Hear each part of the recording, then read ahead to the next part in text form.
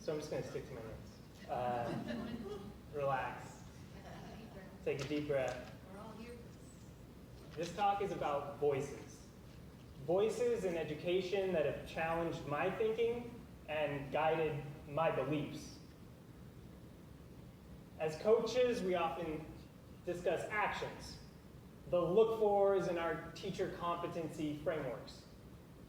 We discuss beliefs, the mindsets and attitudes that people bring to the work.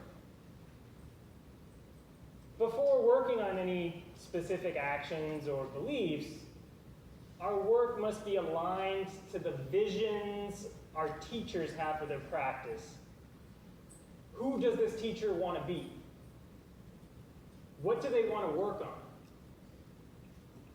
These voices that I'm going to share make my heart sing, and perhaps some of what I share in these 30 minutes will resonate with you too. Let's start with a choral response. Who's this blurry character? Can anyone recognize this? Some folks can recognize, even through the blur, Jaime Escalante from Stand and Deliver. So that's kind of my generation's portrayal of what a teacher does. They stand, they deliver the material, nice smile on the face, you can do it. Who's this? A little less certain. That's the real Jaime Escalante. Not exactly standing and delivering, but engaging students deeply in conversation around ideas of calculus. Each teacher must decide for themselves how they're going to be in the classroom. It is our job as coaches to encourage the growth that teachers choose for themselves. Who's this? Dan Meyer, the modern stand and deliver guru of math education. I am going to do my best here to deliver what I consider a video jockey presentation. Bear with me as it may go not as planned. Here's like a big bullet point, underline this for me in your head about this talk, is the best experiences I've had in classes, the most productive and most interesting, have not been printed on paper, but are instead co-constructed in dialogue between students and teachers. They're co-constructed. It's you and me building an experience together. It is not me printing that experience out in advance. We co-constructed that, you and me, together. So, what I'm curious about is what's that? All right, we're not going to watch this whole talk. This is my talk, Dan.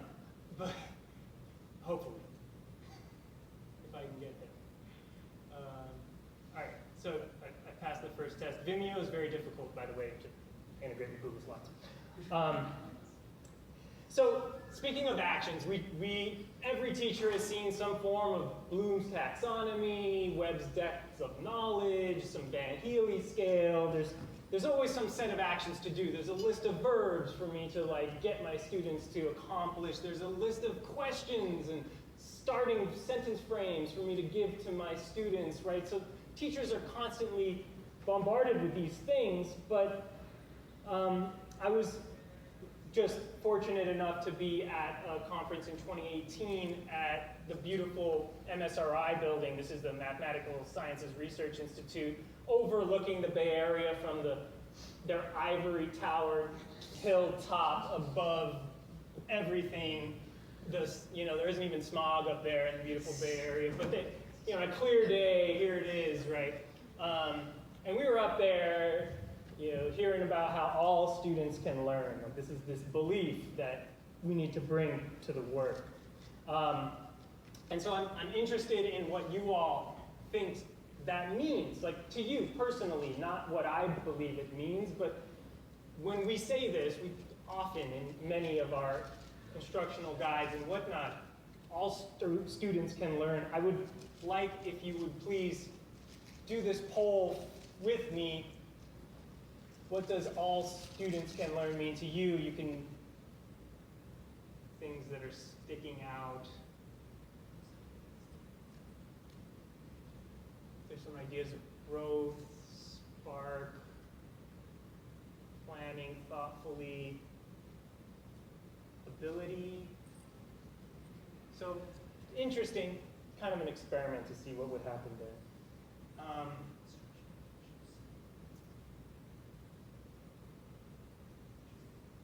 I heard some things shared. If students are struggling or quote unquote not learning, that it's not the student's fault. That with proper supports, differentiation, there are ways to reach any child, any learner. It could be an adult, we're coaching teachers. You might get the same sort of attitude, treating our teachers as students that aren't quote unquote learning. But like, why is that? Believing in our learners, finding out what they're thinking, and then reaching them where they're at. So these are some of the things I heard, shifting from maybe disconnected procedures toward something else. I'm not exactly sure what yet. Here, Deborah Ball's thoughts from a podcast. It's not about believing all kids can learn. It's about what do you do to ensure that you're attending to who's talking in your class, who's getting opportunities, how you're making sure you're not reinforcing the same patterns that have always existed.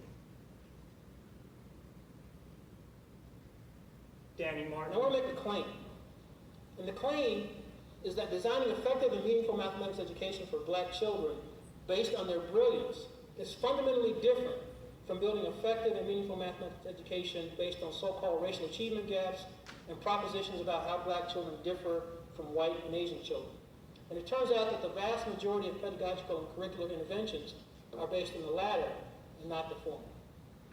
So he's talking about designing around the axiom that black children are brilliant. Speaks to me a lot because up until reading and watching him speak, I often put myself into that mindset of like, there is this achievement gap. How do we close it? But it's trying to shift the paradigm. Qui Aguirre brought these discussion guidelines to that conference I spoke about up in Berkeley. Listen carefully and deeply, share time and space, be mindful of intent and impact. Work hard to understand different views, challenge ideas, not people. Expect discomfort, engage from a place of compassion, and replace judgment with curiosity. And those are powerful points that she brings to the table.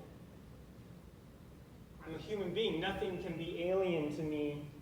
Maya Angelou and Javier Garcia at ShadowCon last year brought a similar point. If the system continues to disengage students, find ways to challenge them. Our students are complete people. Everything they need, they already have with them. And the journey is a necessary part of that process. Whether you consider yourself an artist or not, if you draw a little every day, you'll get better. If you run or do a sport, the more you do that, the better you're going to get. And mathematics is no different. Keep them in the journey, and they'll find that they have everything that they need. They're complete people, he says. They're complete people, and I feel like oftentimes we get stuck losing sight of that, especially with our students, but also with our teachers. So I've spoken a bit about the actions, the verbs we talk about with teachers, things that they can do, and then the mindsets, the beliefs that they might carry and bring to the work. But what do I mean about being? Be in a way that results in those actions leading to change. How does that happen? Not saying that everyone has to be Dolores Huerta, but I do think that we need to do something slightly different. Rochelle Gutierrez, and she talks about rehumanizing mathematics. I shared the slides online, so if you want to go back and read through these things, I'm not going to read it all, but she talks about low risk and high risk actions, ways of being, take a little bit more effort than a sentence stem, and some of the things that stood out to me in what she talks about, I'll try to share as video. You know, we can't just start with that space of I teach Latinx students, or I'm in a Hispanic serving institution, and so I'm going to bring in the vigesimal system of base 20 and talk about Mayans and how this was part of their discovery, and feel like that is going to do its part to rehumanize mathematics, if that doesn't feel rehumanizing to the students that I'm teaching, right? So I alone don't get to decide that something is rehumanizing for other people. It requires this process of checking in and of reframing and rethinking and again, in a constant vigilance.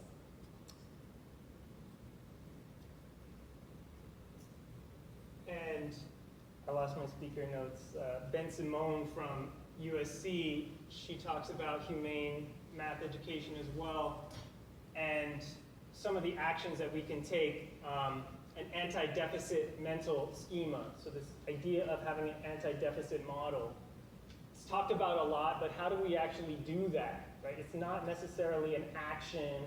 It's maybe a belief or something I aspire to do, but what are the steps I can take to go in that direction as a teacher? If my teacher asks me for that type of support, how do I help in that path? So she has many tools that are available, but I'm not going to front load with those tools. It's more, is this something that a teacher desires, a teacher that I'm working with, if this is something they ask for? Again, with Rochelle, some high-risk things, this idea of bypassing the policies to place students into honors or gifted groups. And There's many people out there, parents who might disagree with some of this, but part of it may be because people are so afraid for their child. On the one hand, we can name as teachers and as students what is dehumanizing, but nobody wants to be the person who's left out of this high-stakes game. Nobody wants their child to not be in that gifted class, even when you know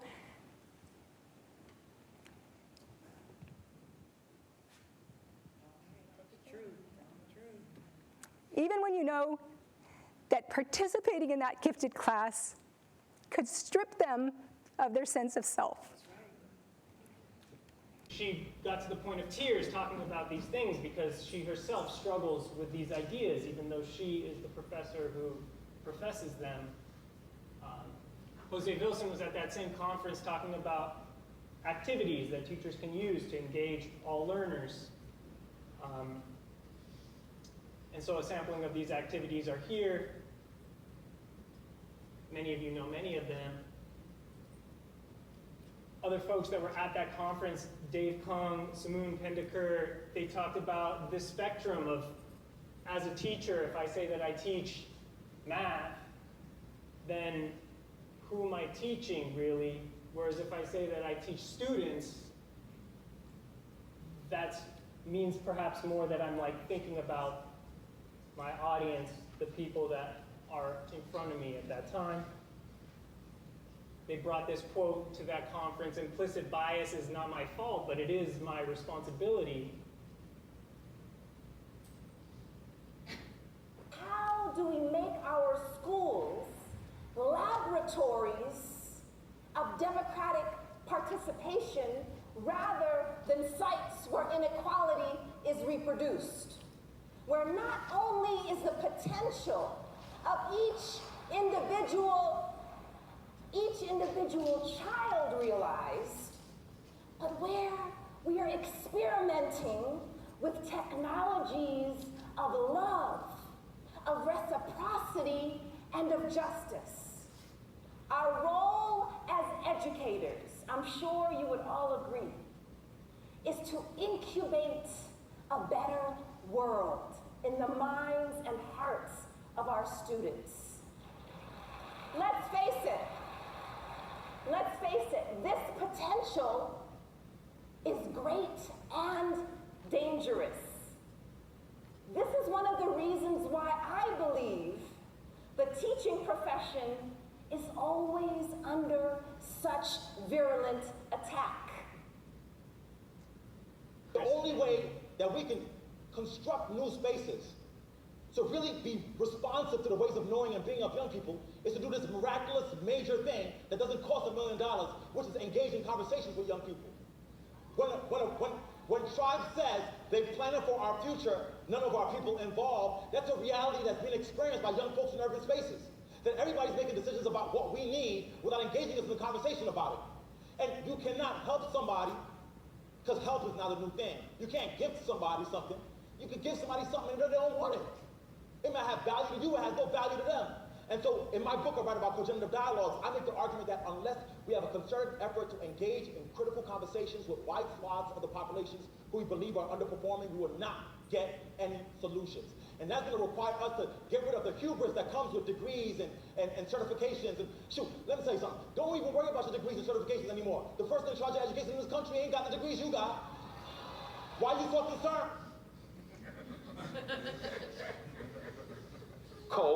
Together, generative, we generate dialogues. I'm arguing that in every classroom, why don't we create an opportunity for the teacher to pick 4 students that represent different demographics in the classroom and engage with them outside of the classroom about what their experiences are about what's going on in the class, with a goal of co-generating a plan of action for improving the class. So for example, you're always yelling. I've heard this actually. No, I never yell. No, you do. And when you do that, I don't want to learn anymore. Next time you're in that classroom, check that. And when I'm about to yell, I look around and those 4 faces are staring at me. And they realize that I've empowered them by allowing them to give me some critique of my instruction. And then I maneuver and change my instruction to not do what they found oppressive. Co-generative dialogue, asking youth to co-generate ideas about improving instruction and giving them the opportunity to critique the instruction. So you're not teaching from the point of guilt, but you're teaching from their perspectives about what's powerful. That's the... So these are some of the voices, and I just want, in my short time to share them with folks. And this is a quote from in my work, something that has come up, which is this idea that, we always have a rubric or a framework or some sort of protocol that we're sharing with our teachers to get them to improve their practice. And I've heard this as an aside that some of these protocols are a bit contentious in the way that they're presented to a teacher who, just as Emden spoke of, you can try to help somebody or give them something that's valuable to you. For example, me sharing these voices. I know they're not valuable to everyone in this room. They are valuable to me, so I'm sharing them. But at the same time, the protocols that we share are often not even necessarily that valuable to us. We just need some sort of way of tracking progress with our teachers. And I feel like perhaps there's a better way to at least start the process.